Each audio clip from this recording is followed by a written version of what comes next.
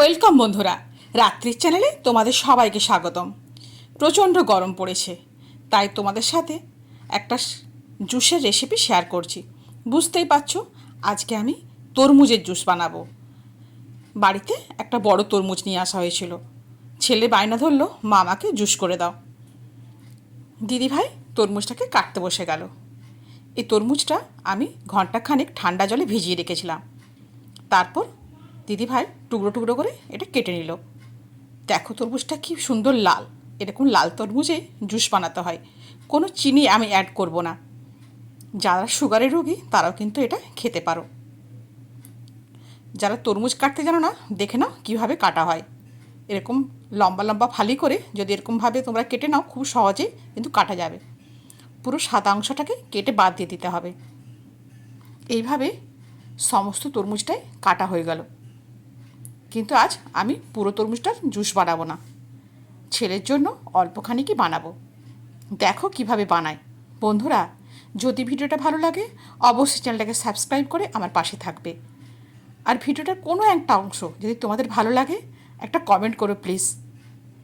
আমি পরিমাণ মতো তরমুজ নিয়ে নিয়েছি, সাথে নিয়েছি বিট লবণ, একটা পাতিলেবু আর এক বাটি বরফের টুকরো। কত সহজেই একটা সুন্দর জুস বানানো যায়।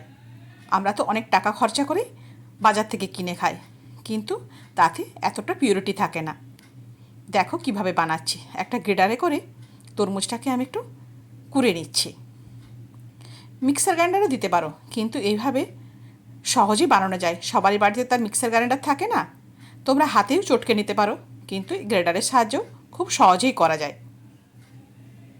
সমস্ত তরমুজগুলোকে আমি এভাবে গ্রেডারের সাহায্যে কুড়ে নিচ্ছি, আর পেছনে সাদা অংশটা ফেলে দেবো।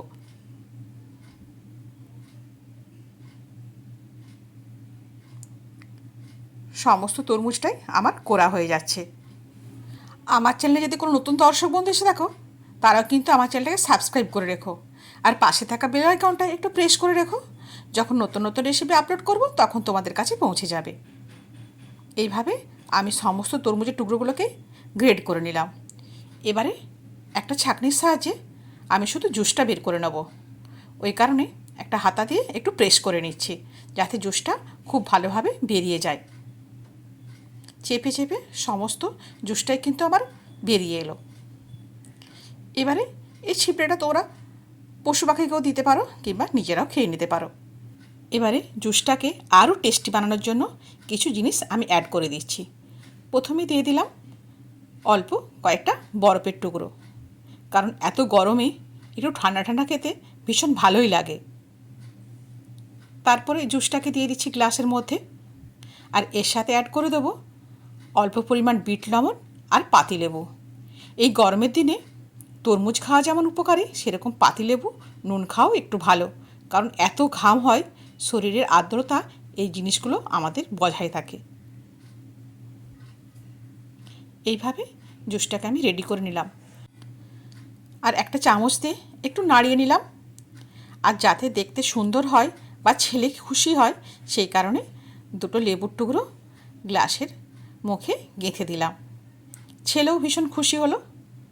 বন্ধুরা, যদি ভিডিওটা ভালো লাগে অবশ্যই কিন্তু একটা লাইক কমেন্ট করো, আর শেয়ার করতে ভুলো না। সবাই সুস্থ থেকো, ভালো থেকো। আজ এই পর্যন্তই। ধন্যবাদ।